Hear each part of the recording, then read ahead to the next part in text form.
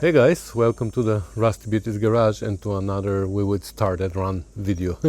Apparently we have lots of these lately somehow, and I'm enjoying them, to be honest, and I see that there's some interest on your side as well, so why not? Let's keep doing those.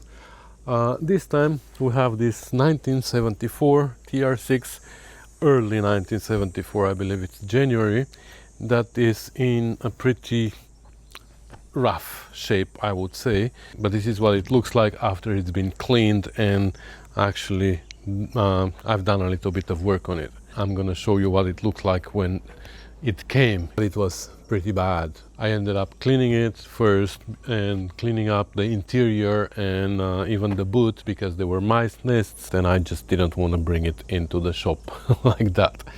So anyways, the story behind this car is that the owner bought it from, as far as I understand, from a dealer, car dealer, and it had problems, electrical, as far as I know, and they told him that they can fix it for him, so he bought it off of them and left it with them to get it fixed, and they ended up holding the car for another year or two, something like that.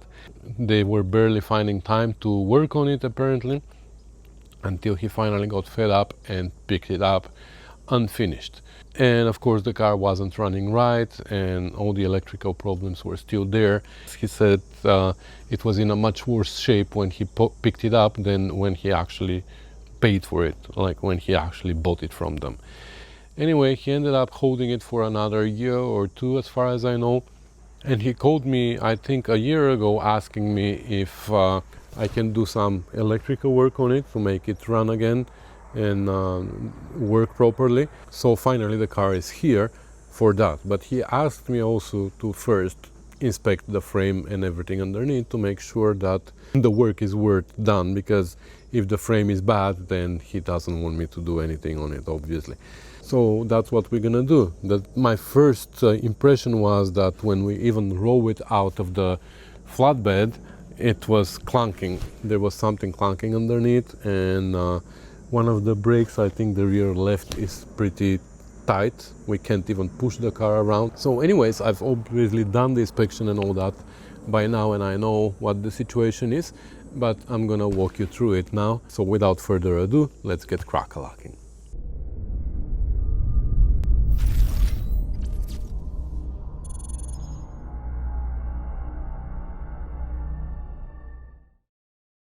Okay, that's better. We took a little bit of a time to clean it up so we don't bring all the mold and dust and all that into the shop. Looks much better now. You see, you were judging by the first look, but it's actually not that bad. The interior, like the dash is faded, but other than that, those panels, the door panels and the rear panel are bad, but it's not too bad.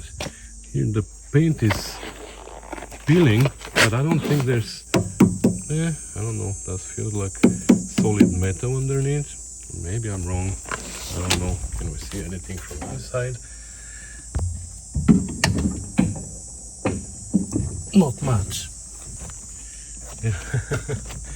Yeah, the floor has been a little bit repaired, but anyway, that's not our goal. Our goal with this car is to bring it inside and check the frame first in the first place, make sure that that is salvageable. If the frame is salvageable, then we're gonna take a look at the engine. According to the owner, it used to start a year or two ago and drive. Actually, the car was drivable, but it was making clanking sounds from the rear end. So we want to figure out what that is and how much it's gonna take to be repaired. So for that we need to start the engine and drive the car, and then based on the results of that, the owner is gonna consider a restoration, or he's gonna sell it for parts or scrap it or whatever.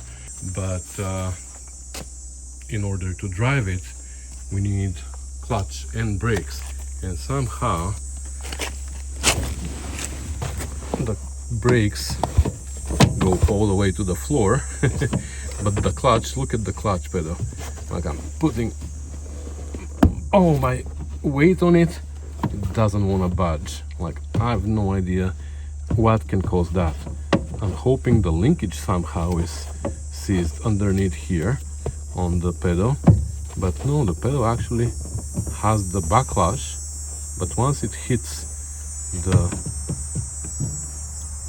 the bottom end of the backlash, it's like frozen. Like, I can't believe, like, if the master cylinder is frozen, I should be able to move it with my foot. Like, no.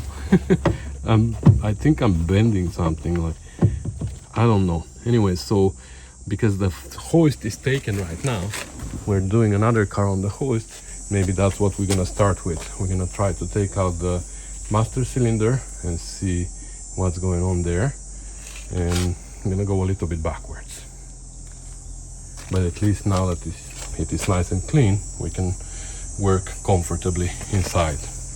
Okay, so the master is out, and look at that. I've never seen anything like that.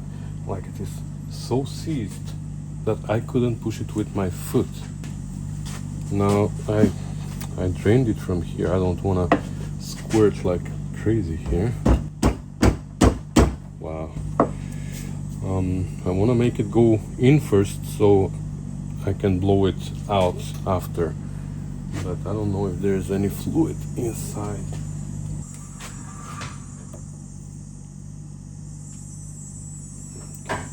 So it was full. Yeah, there is fluid inside.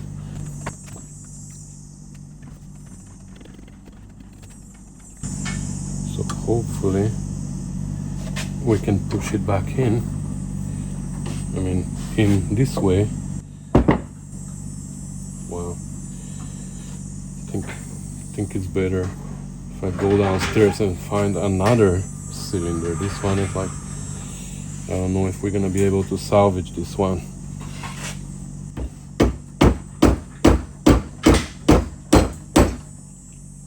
I think it's moving. Nope. Wow. Wow. Okay, move on to the next level. Now it moved.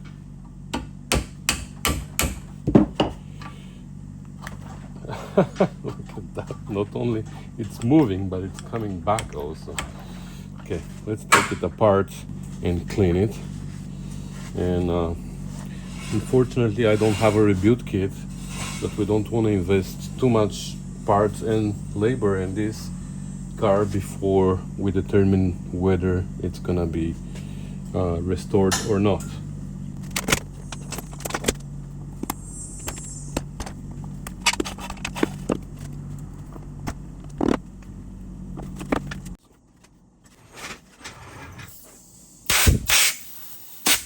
Wow.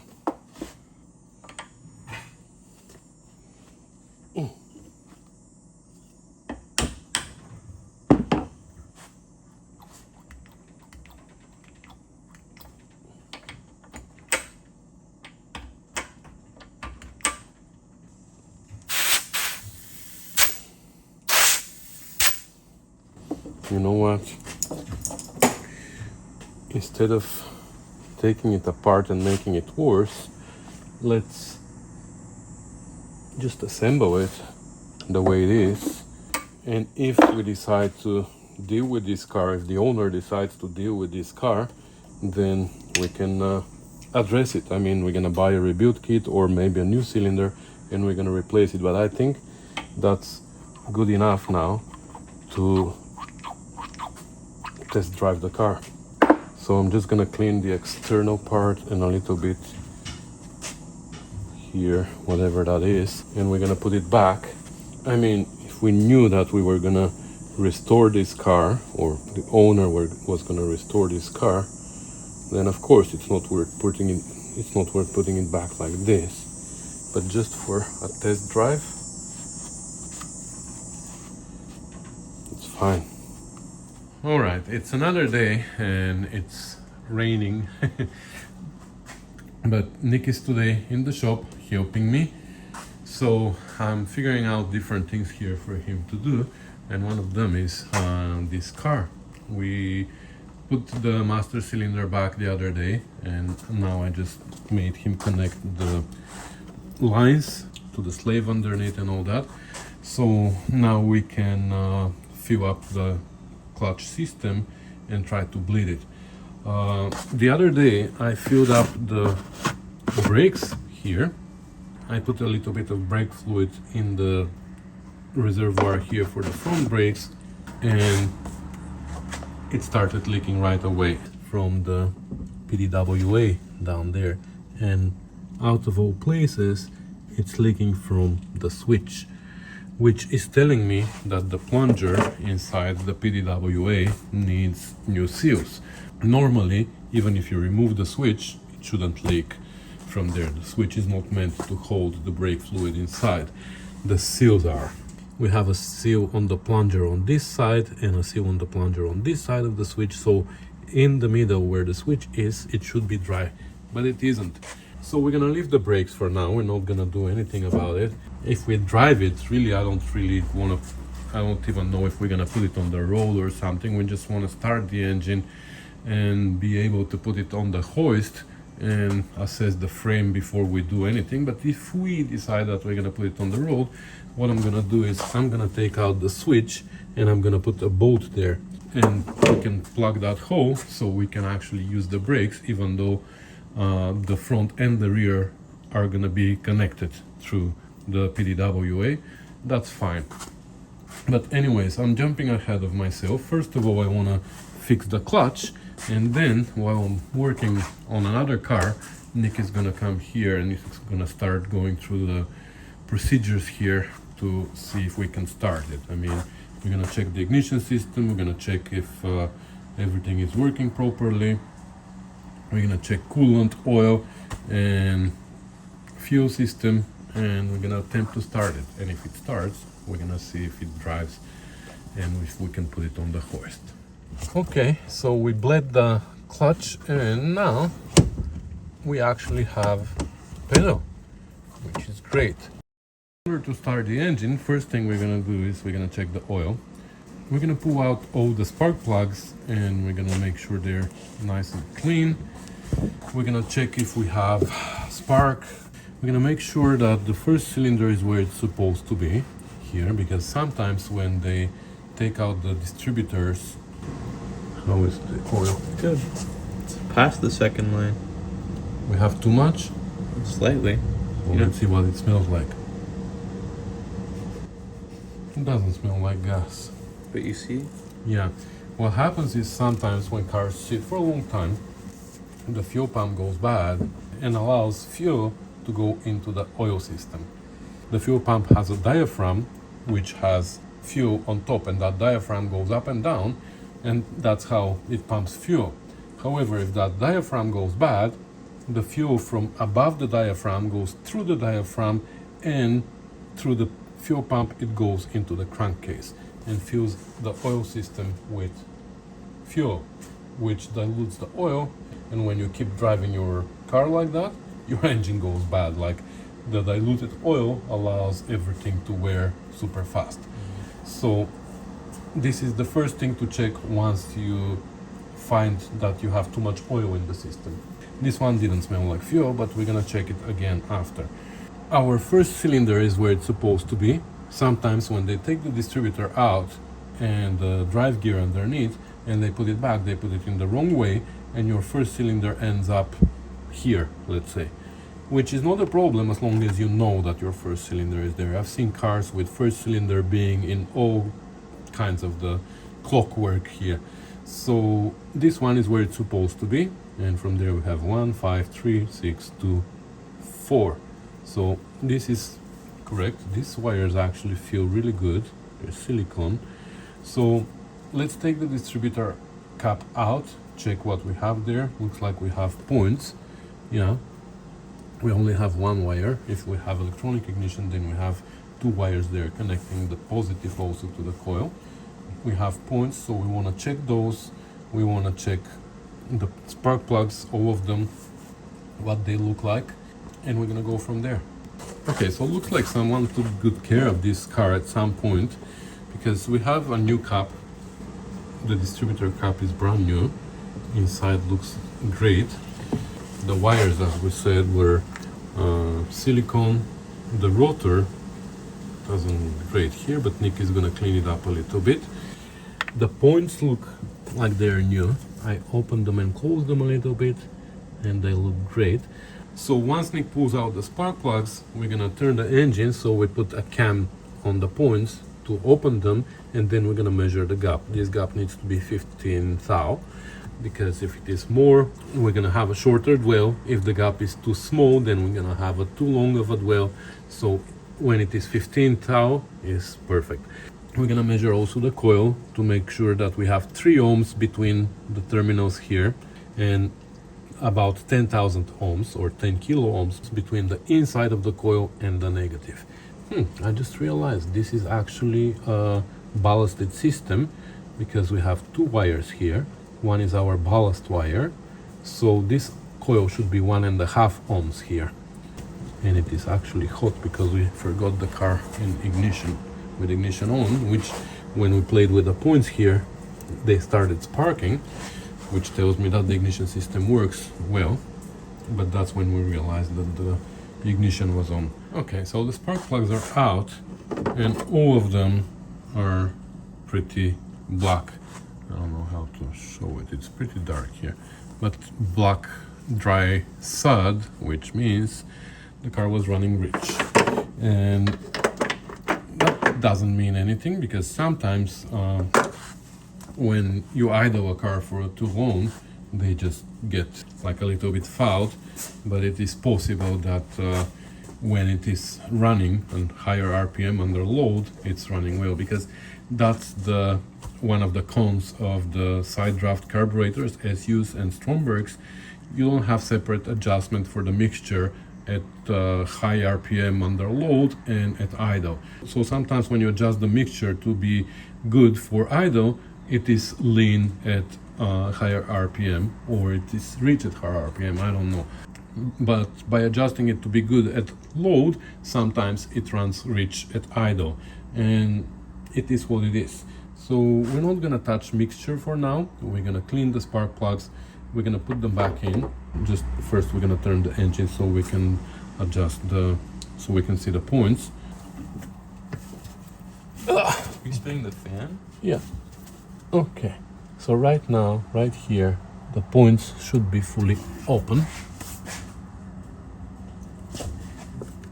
Yeah, and I can tell just by looking at it that the gap is pretty good. So that is 15 thou. Filler gauge, and it might be a little bit too big. I don't feel any drag, so we might close them a little bit. Let's close them a little bit. So to close them, we're gonna loosen this screw here that holds them in place just a little bit, and now we can turn the whole plate from here. Oh, that's actually the wrong direction. So no, actually it was the right direction, I just went too far.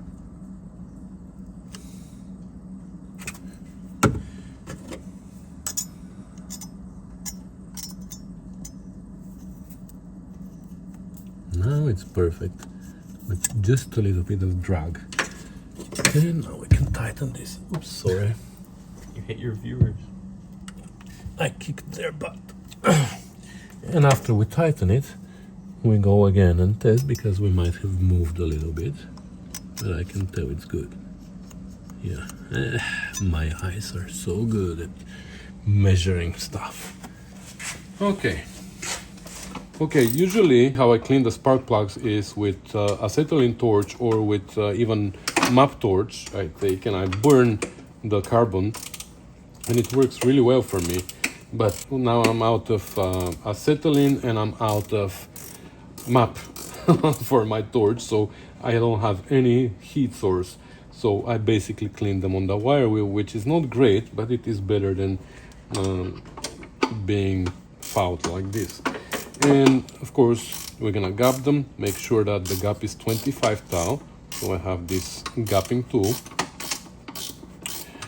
And I'm gonna clean them all. In the meantime, Nick already started with the fuel system. He's gonna take out the air cleaners to make sure that there's no mouse nests and stuff like that. We don't want to suck anything into the engine.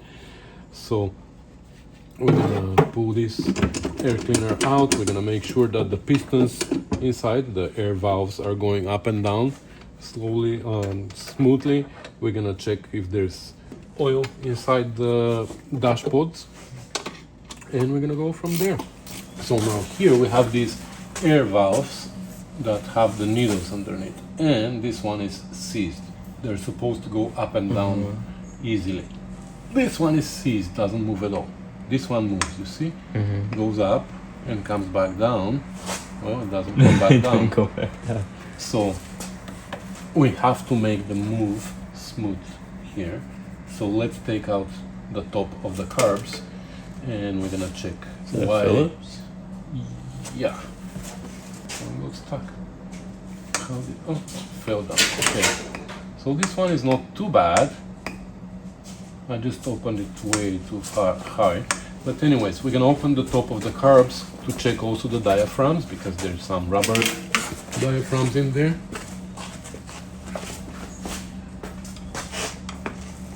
You have to press really hard before you turn, otherwise you're gonna strip the screw. So, Yeah. I think I need a bigger one. yeah. Okay, so Nick removed the screws for me, and now I can take these apart. He started already putting back the spark plugs.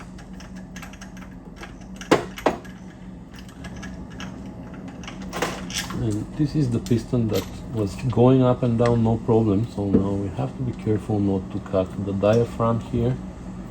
Carefully unstick it.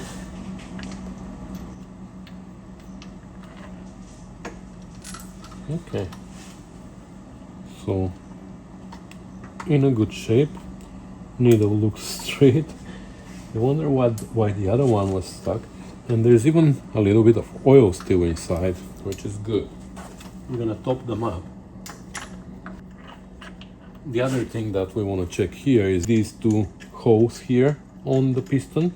They need to be towards the intake manifold over there, because through these two holes, when we open the throttle plate, the vacuum from the manifold sucks the air out of the chamber, which is on top of the diaphragm here, right?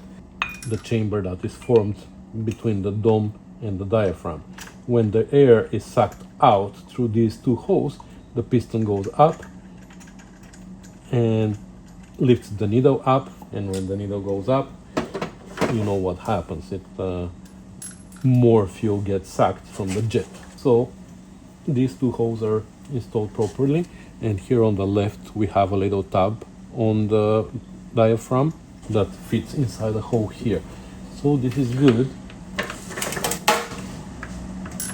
Sometimes these are backwards.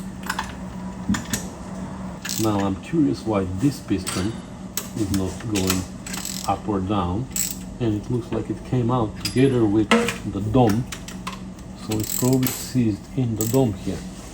Wow, have to be careful not to bend the needle. Can we take out the plunger from here? Wow, crazy. Never seen that before.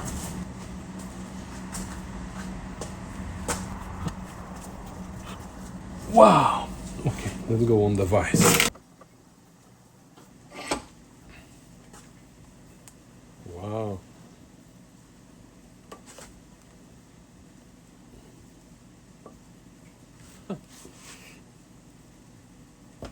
Ah, moved. Never seen anything like that.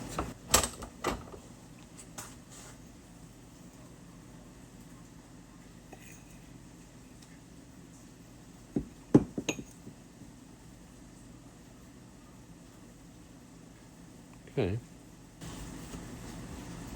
And there's even oil in it still. I don't know what kind of oil, but okay, let's lubricate it with its own oil.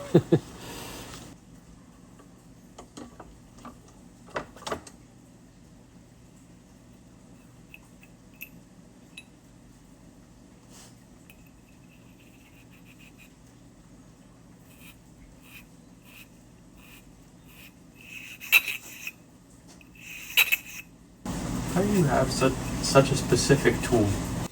Like, Because I buy specific tools. well, sometimes you just pull something random out and it works. It's not random. I knew exactly what. Okay, this time no. So is that specifically for cleaning that part of the carb? No, it's specifically for cleaning internal surfaces.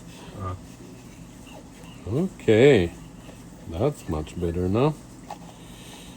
Okay, so let's go assemble it.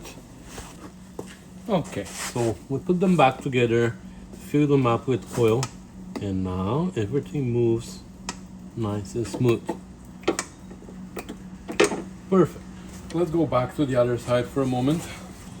Let's measure the coil. So first of all, let's measure the outer, the primary. We're gonna unplug everything because we don't want, oh, okay, that's a stupid noise condenser here for the radio. We don't need that. So let's see. Here we said we should have about 1.5 ohms. For a second, it said 3. Yeah, 1.9. Okay. Should be closer to 1.5, but it's fine. And then here inside we should have about 10,000. So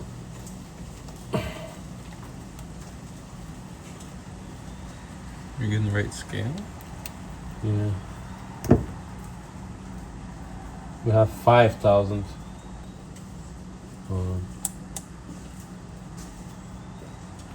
Yeah, 572. So not even. Anyway, it should start with this coil, but we're gonna recommend changing it. So let's plug it back in. Okay, I'm just gonna assume that the timing is good for now. So that's our number 1. That's 5. 1, 5, 3, 6. 6, 2. 2. Oh. No, that's not 2. That's my 2. And 4, right? Yeah. Okay, so now we're good. Now let's see if we have fuel coming. We don't know how old this fuel is, but we're gonna risk it.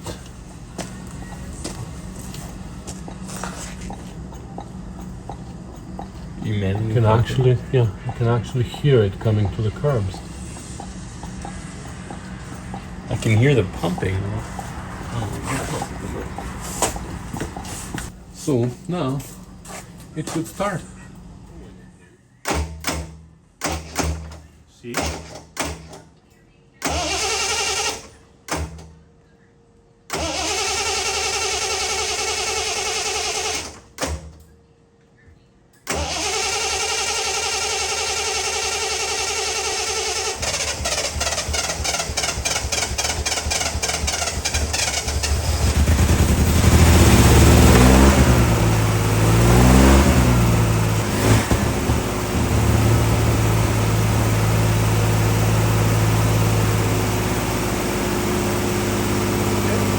Has oil pressure, which is good.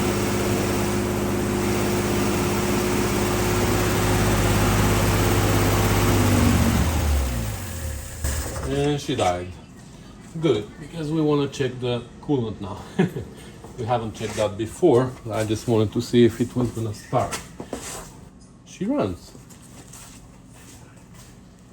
And she has oil pressure, which is good. Oops.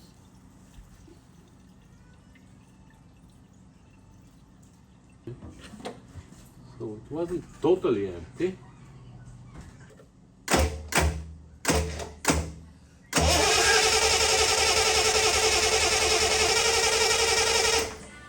Okay, so it looks like our fuel line got clogged, or the fuel filter or something. I'm surprised that we were even able to start it, or we ran out of gas. I don't know. but I disconnected the line from here. Nick is cranking it, and there's absolutely no gas coming. So maybe one of these reasons, either we're running out of gas or the fuel filter is clogged or something. But at least we heard her running for a second, so we have to investigate where our fuel went.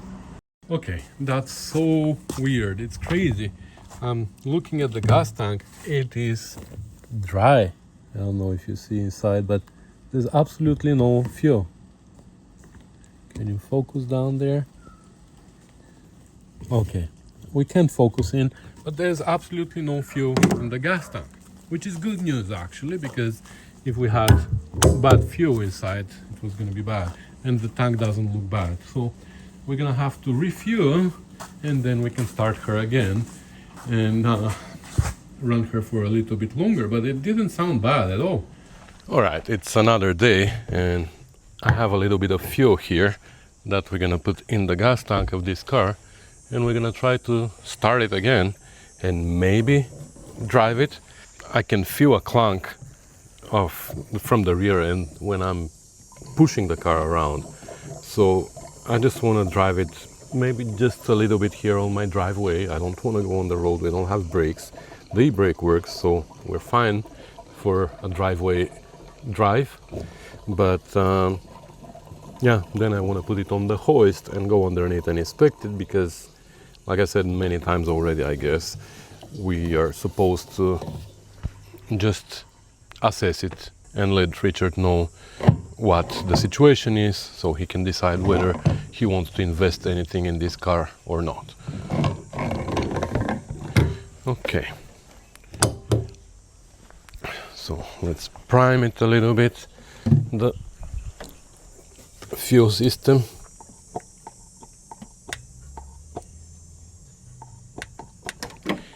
Okay, let's try that again.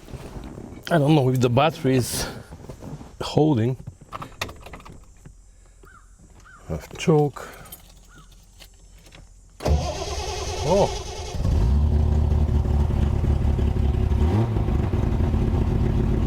Actually sounds really good. Wow, I'm surprised.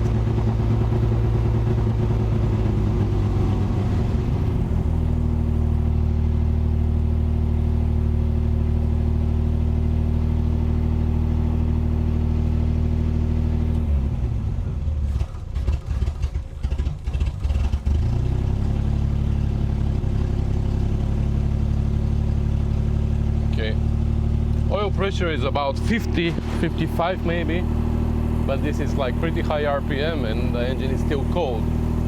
So I want to see what it's going to look like when it warms up.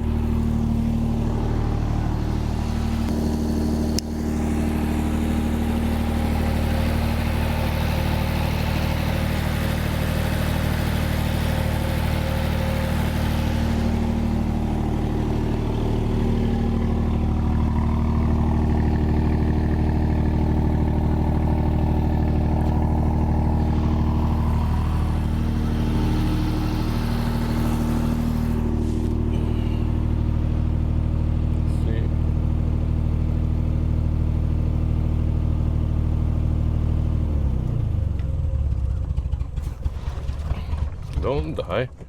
Okay, we killed it.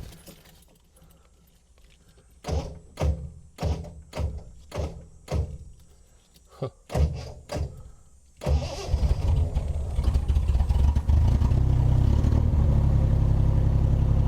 Okay. Well, you know what? While it's warming up, let's see if we can just drive it quickly back and forth here.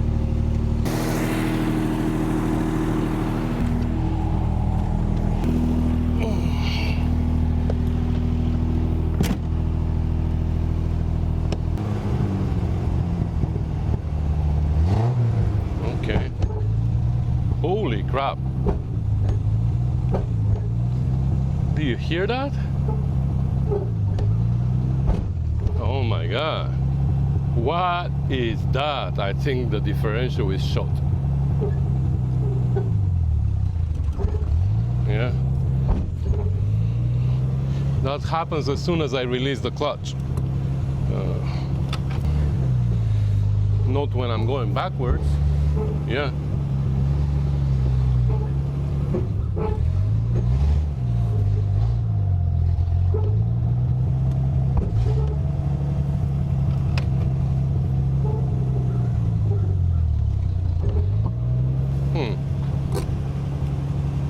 Okay, you know what? Let's go on the driveway. Okay, now that she warmed up, she runs pretty good. The clutch though doesn't work very well anymore, so we still have to rebuild that cylinder if we decide to go forward. Oh my god, oil pressure is like really low. Let me show you. And somehow the gauges went foggy, all of them. Yeah, that's not good oil pressure at idle. She idles really well though. She's like fantastic. Horn doesn't work. Like she really idles well for something that we barely managed to start. But yeah, that oil pressure is pretty significant, isn't it? Anyway, let's still drive it because this clunk underneath, I don't know, it might be a U-joint or something, because once the backlash is taken out of it, it just drives. Something's squeaking, but anyway.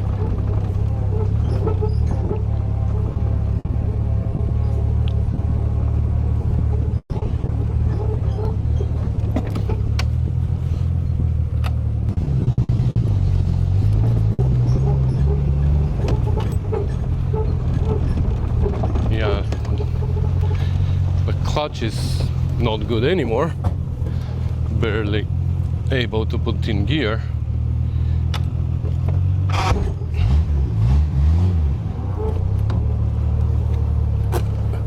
Look, now it doesn't disengage. Like I have my foot on the clutch and it's still going. Okay, now I put it out of gear.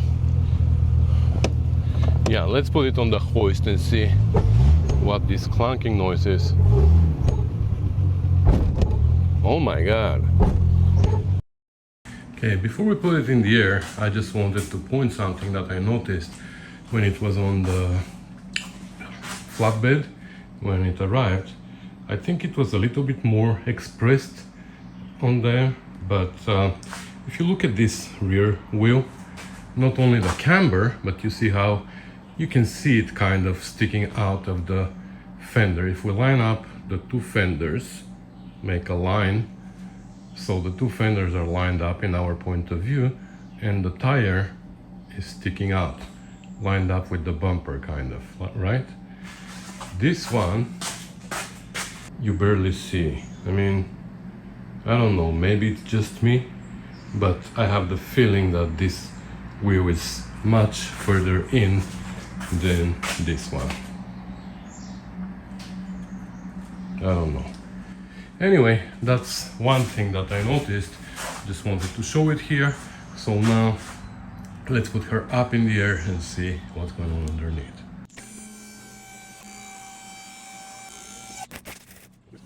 Have some interesting exhaust. Just what they had on the shelf, I guess, in that shop. Here, the two pipes go in one. Okay. Anyway, I tried already to figure out where the clunking noise is coming from. This brake is kind of seized here, but I can't figure it out. That's normal.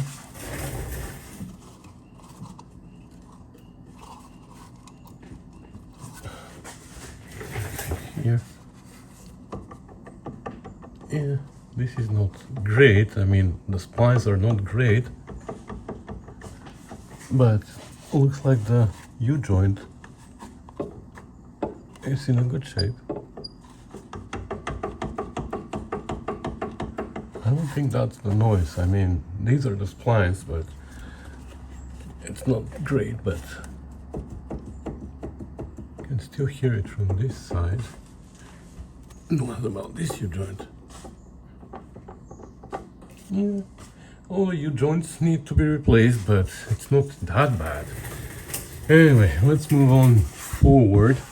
So this U-joint seems to be good. You can hear it clunking inside the diff. So the diff is my suspect.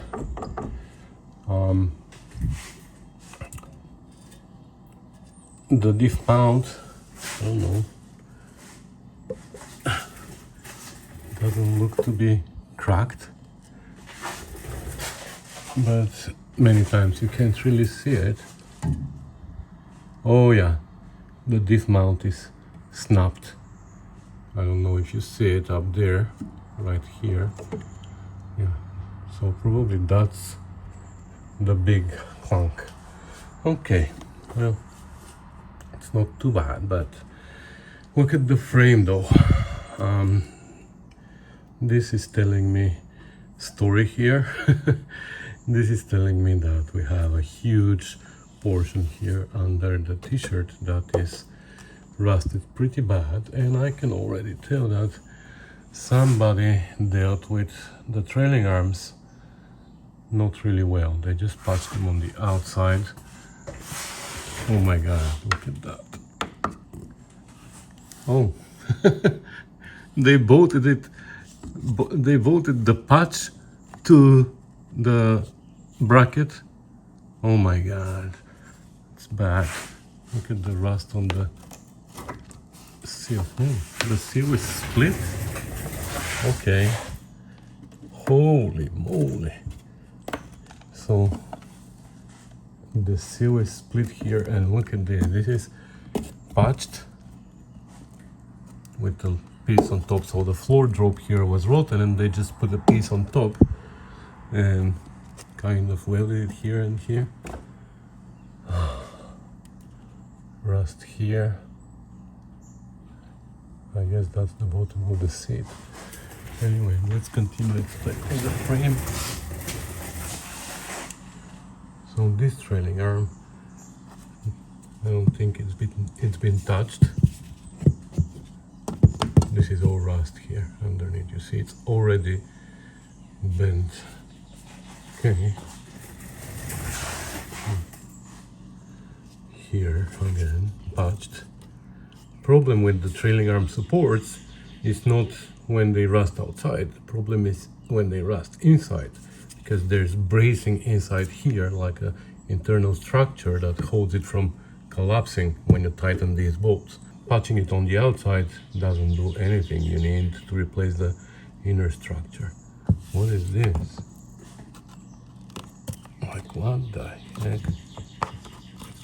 Some kind of a shim. They literally folded metal and put it there. Oh my god, I don't know which shop that is. They sold this car to Richard. Look at that. There's a patch inside, so that's a piece of metal or something put on the floor. They cut out the rust and just put a piece of metal on the floor that's not even welded. Yeah, I guess they run screws through it. Look at this. Yeah.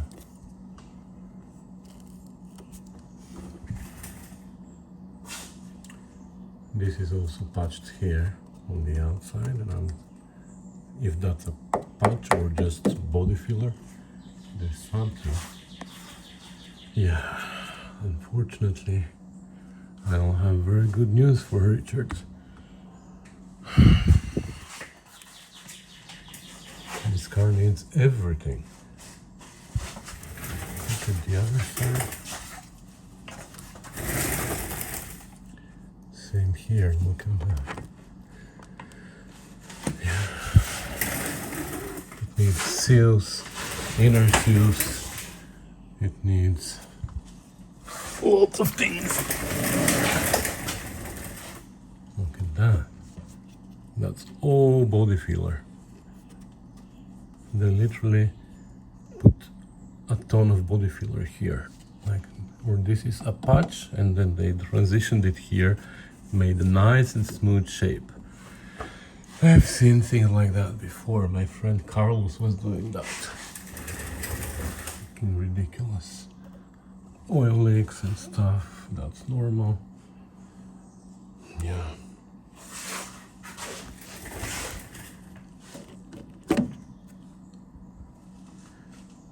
Suspension.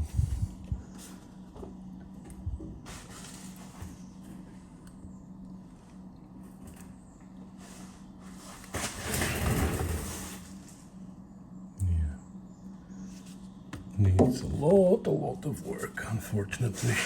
Let's look at the wheel wells inside.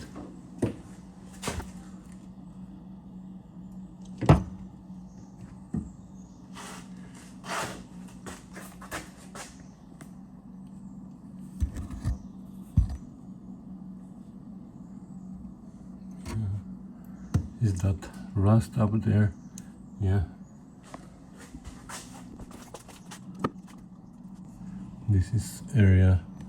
This is the area where normally they rust, right? Here, this rusts. Ooh, what is that? That's a big, gigantic hole. Why is there a hole? That's the side of the trunk. Okay, we're gonna open the boot and we're gonna look at it from there, but why would there be such a big hole there? What about here?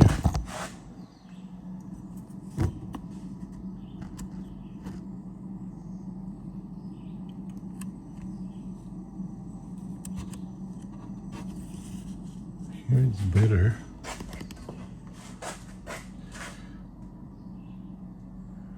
Yeah. Not great, not great. And look at that. The transmission cover has been ripped off here. I don't even know what this is. This looks like a... I don't know what this is. Some piece of metal? I have no idea. But look, this is a for sale sign here. And on this side as well. So it needs a transmission cover too. Wow. Well, unfortunately, I don't have really good news for Richard.